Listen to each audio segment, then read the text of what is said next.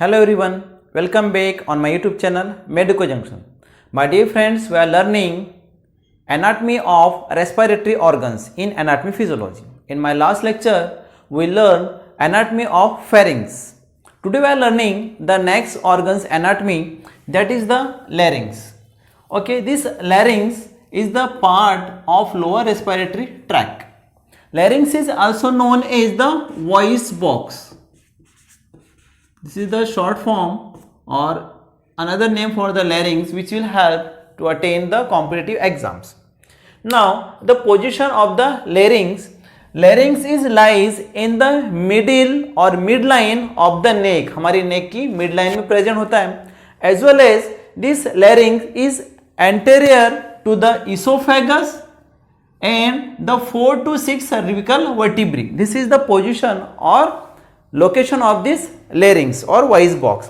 Actual में क्या होता है, ये जो लेरिंग्स होता है हमारी बॉडी की जो मिड लाइन है उसकी नेक वाले प्रेजेंट में, नेक वाले एरिया में मिड लाइन में ये प्रेजेंट होगा.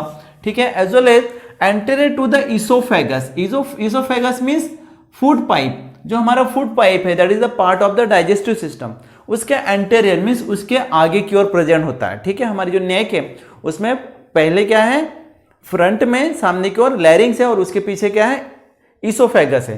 As well as position of this larynx is the 4 to 6 cervical vertebrae.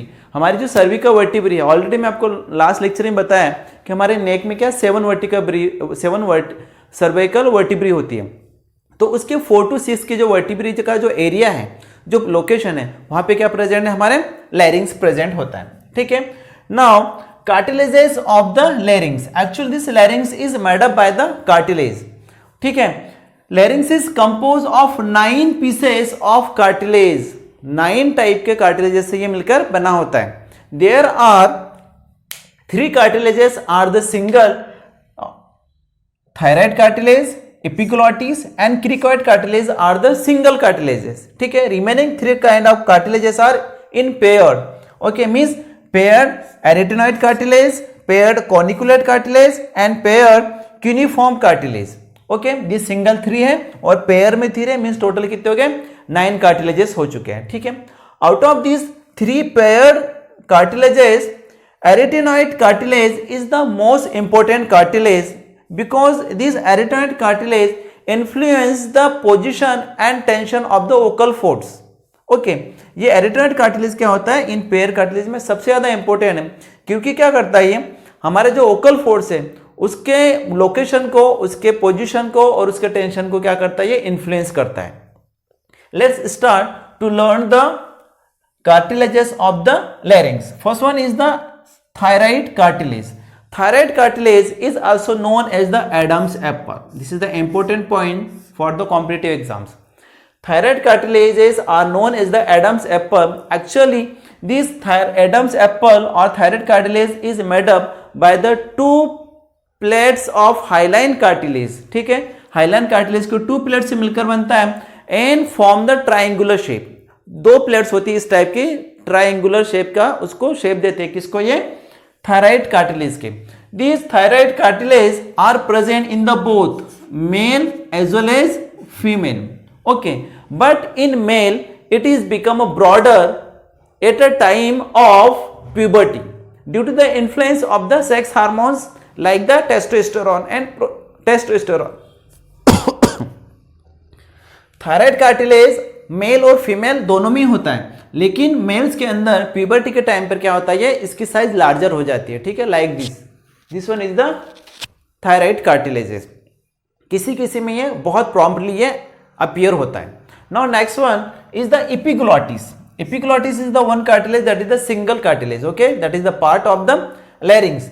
Epiglottis is the leaf shaped elastic cartilage. Leaf के शेप का होता है. ठीक है, लीफ लाइक स्ट्रक्चर होता है और इलास्टिक कार्टिलेज होता है. It's stem which tapered inferiorly and attached to the thyroid cartilage. Epiglottis cartilage leaf shape का होता है, इलास्टिक कार्टिलेज होता है और इसका जो इंफीरियर पोर्शन है, इंफीरियर पार्ट है जिसको अपन स्टेम बोलते हैं, वो अटैच होता है थायराइड कार्टिलेज से. थायराइड कार्टिलेज के साथ में ये अटैच होता है, but it's superior portion is free for the movement. इसका जो सुपीरियर पोर्शन होता है एपिग्लॉटिस का वो टोटली फ्री होता है और ये मूव होता है अप एंड डाउन ये मूव होता है which help to prevent the entry of the food into the respiratory tract. Actually, when we swallow or we will drink or we take anything, that time pharynx and larynx are elevated. Pharynx means actually oropharynx is elevate and become a border to take the food, to intake the food. Same time larynx also elevate, and when larynx is elevate, the epiglottis is comes down. Okay, and prevent the entry of the food or water into the respiratory tract. Actually क्या होता है, जब भी हम कुछ खाते हैं या हम कुछ पीते हैं तो फेरिंग्स मीन्स ओरोफेरिंग्स और लैरिंग्स थोड़ा सा एलिवेट हो जाता है.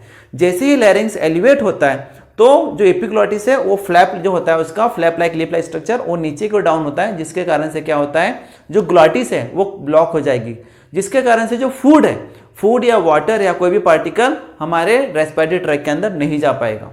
ओके, बाय चांस किसी भी कारण से अगर एपिग्लॉटिस कंप्लीटली ब्लॉक नहीं हो पाए तो चाहे वाटर पार्टिकल है, चाहे फूड पार्टिकल है, चाहे डस्ट पार्टिकल है, चाहे स्मोकिंग पार्टिकल्स हैं, अगर रेस्पिरेटरी ट्रैक्ट में जाते हैं तो एक रिफ्लेक्स मैकेनिज्म होता है जिसको हम बोलते हैं कफिंग, और जो भी पार्टिकल्स है वो हमारे रेस्पिरेटरी ट्रैक्ट से एक्सपेल आउट होता है, बाहर की ओर होता है. इसीलिए अगर हम जल्दी जल्दी में पानी पीते हैं या फिर जल्दी जल्दी हम खाना खाते हैं तो वो पार्टिकल्स हैं हमारे रेस्पिरेटरी ट्रैक्ट में चला जाता है, जिसके कारण से हमें जोर से कफिंग होती है. वो एक प्रोटेक्टिव मैकेनिज्म है और कफिंग होने के कारण वो फूड पार्टिकल या वाटर हमारी बॉडी से रेस्पिरेटरी ट्रैक्ट से बाहर आ जाता है. ओके, इसीलिए जो स्मोकिंग करने वाले जो होते हैं, स्मोकिंग के अगर स्मोकिंग पार्टिकल्स अगर रेस्पिरेटरी ट्रैक्ट में जाते हैं तो भी एक फोर्सफुल एक्सपल्शन होता है जिसको कफिंग बोलते हैं. ओके, हमारे बॉडी का ये रिफ्लेक्स मैकेनिज्म है, प्रोटेक्टिव मैकेनिज्म. तो my dear friend, this epiglottis prevent the entry of the food और वाटर पार्टिकल और any particles into the respiratory tract. Now, next cartilage that is also the single cartilage that is the cricoid cartilage. Cricoid cartilage is the inferior wall of the larynx. Larynx की inferior wall है, मतलब नीचे वाली wall को बनाता है. This cricoid cartilage is the landmark for the tracheotomy.